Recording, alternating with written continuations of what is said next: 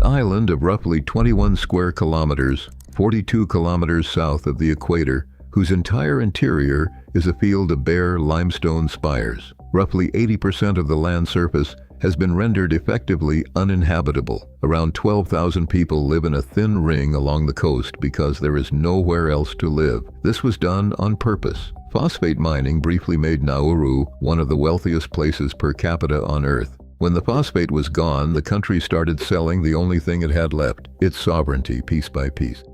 This remote landmass concealed a highly valuable commodity. Over thousands of years, nesting seabirds deposited organic guano across the limestone plateau. Rainwater and chemical processes gradually compacted these droppings into high-grade phosphate rock, a key ingredient for global industrial fertilizer. Extraction required systematic clearance. Mining operations scraped away the topsoil and native vegetation, digging deep into the ground to extract the rock from between the fossilized coral structures. This process physically hollowed out the island's interior, leaving behind a barren moonscape of bare spires. With 80% of the land rendered entirely unusable, the population became permanently restricted to a narrow coastal strip, a residential ring often only 150 to 300 meters wide. This extreme concentration on the island's low-lying edge leaves the remaining habitable land highly vulnerable to coastal erosion and rising Pacific sea levels.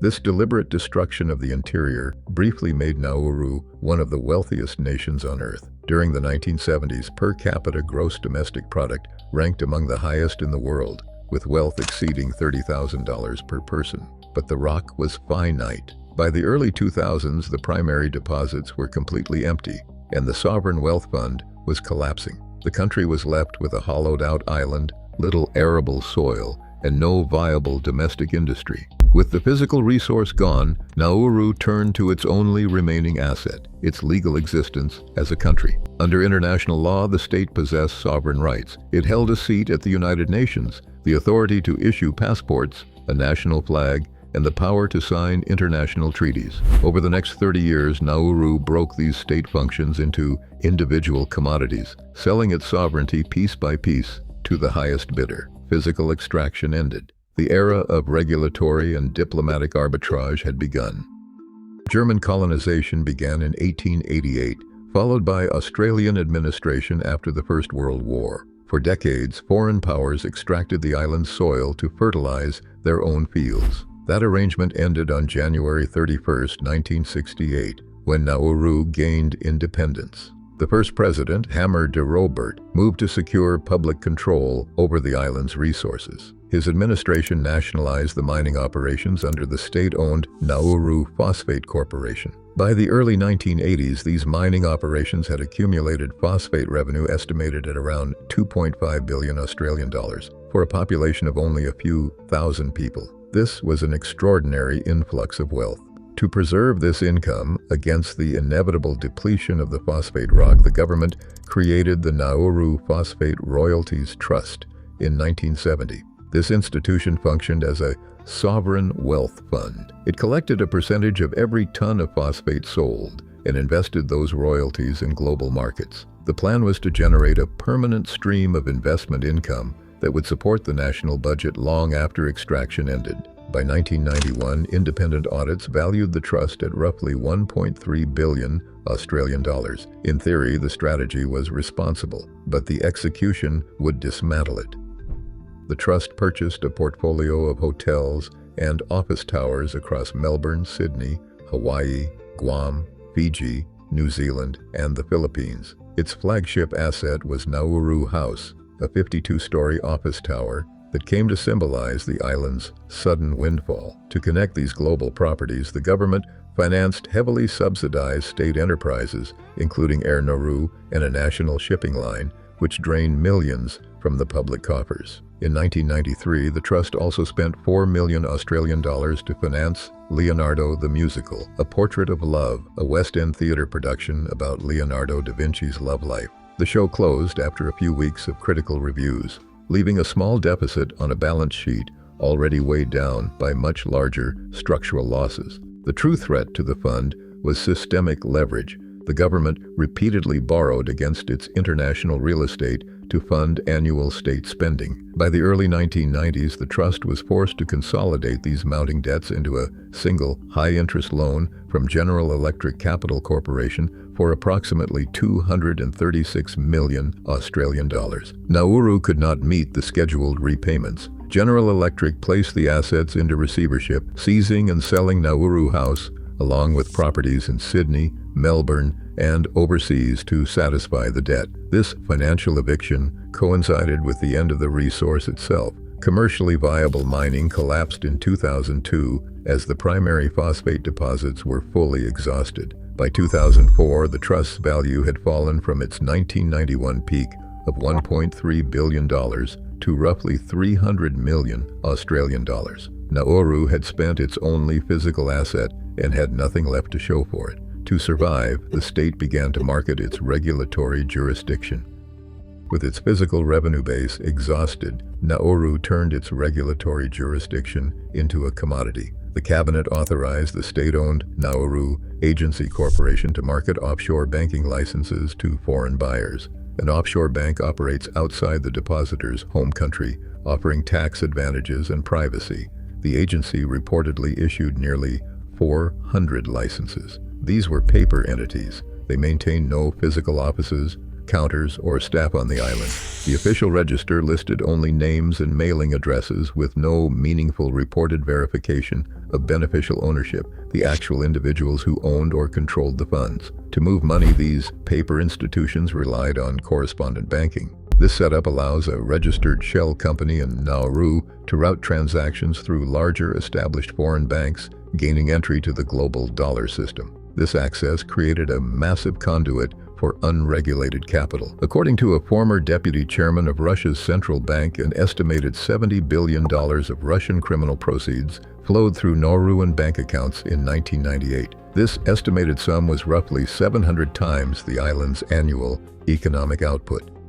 In December 2002, the United States Department of the Treasury designated Nauru as a primary money laundering concern under Section 311 of the USA Patriot Act. This was the first time the Treasury invoked these specific powers. The government proposed its most severe countermeasure, requiring United States financial institutions to terminate all correspondent accounts with Nauruan-linked banks. This single regulatory action cut the tiny island nation off from the global dollar network in practical terms. Nauru responded by passing anti-avoidance legislation in 2003. This new framework introduced anti-money laundering, reporting obligations, and tightened licensing rules. Because these paper banks could no longer clear transactions in dollars, they lost their commercial utility. Capital quickly departed the island. Dormant and active licensed entities dissolved. And by 2005, the Financial Action Task Force removed Nauru from its list of non-cooperative jurisdictions.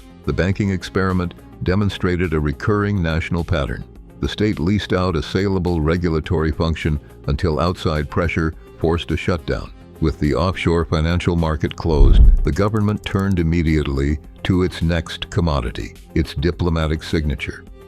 In international law, diplomatic recognition is not an automatic universal right, but a formal decision. For Nauru, this sovereign signature became its next liquid asset. In December 2009, Nauru recognized the breakaway Georgian regions of Abkhazia and South Ossetia. This declaration made the tiny island the fourth United Nations member state to grant them recognition, following Russia, Nicaragua, and Venezuela. A report by the Russian newspaper Kommersant stated that Nauru's delegation requested $50 million from Moscow to fund urgent social and economic projects on the island. Abkhazia's foreign minister at the time rejected the direct payment framing, but conceded that international practice regularly involves bargaining.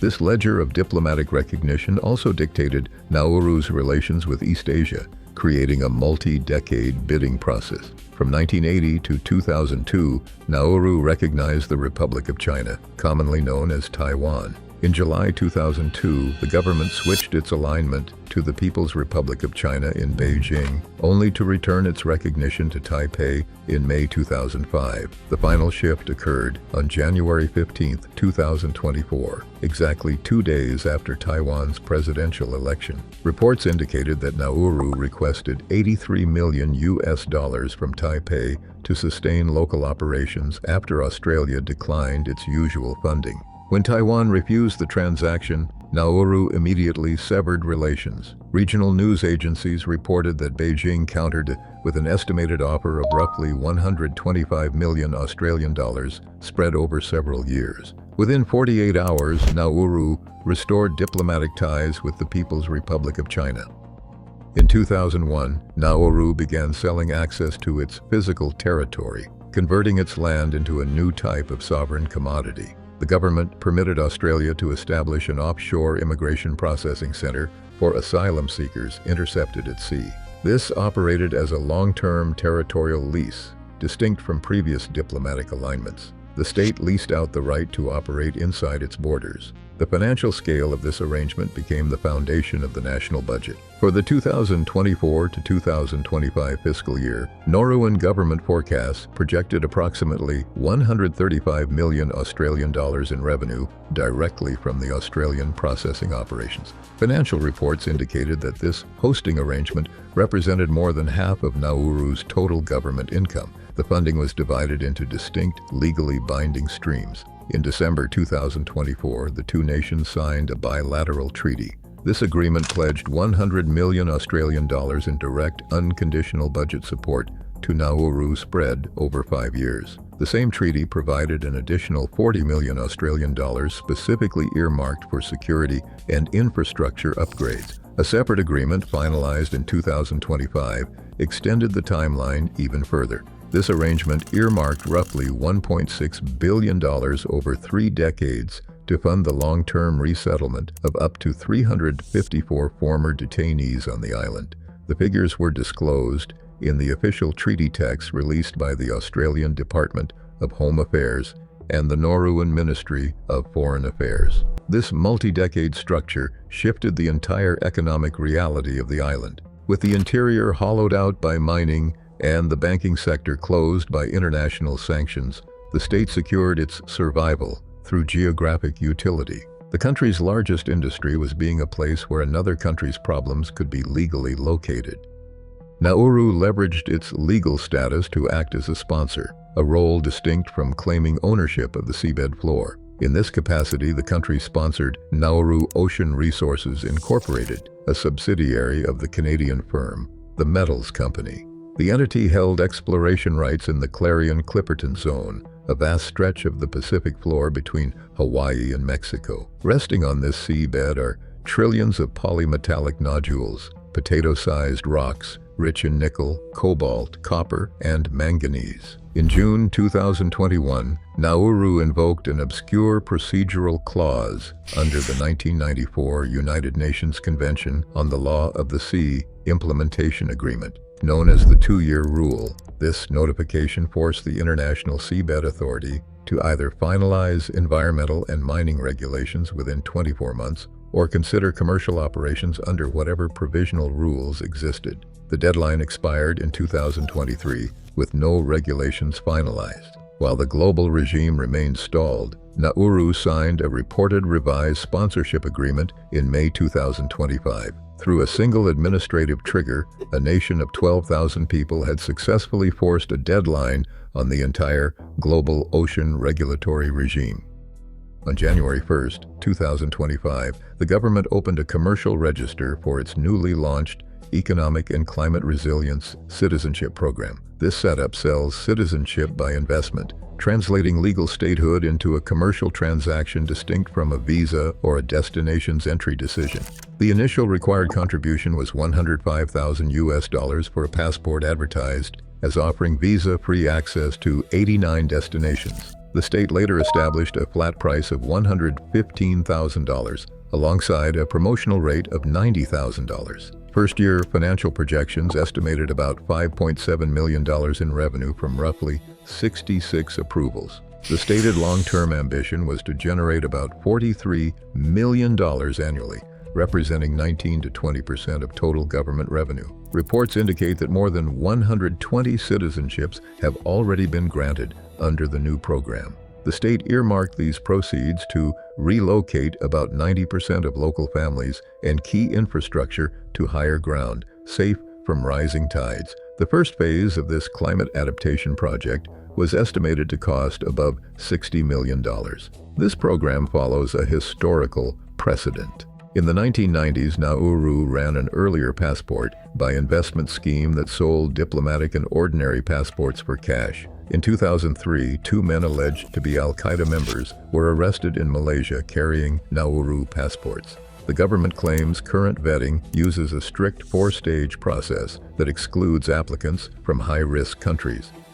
Today, the newly renamed Nauru faces a rising ocean with its interior already hollowed out. By treating international legal rights as liquid assets, the state secured its survival. But as these final transactions play out, Nauru approaches the absolute limit of the sovereign marketplace. A nation can lease its territory, sell its signature, and market its citizenship. It cannot buy them back.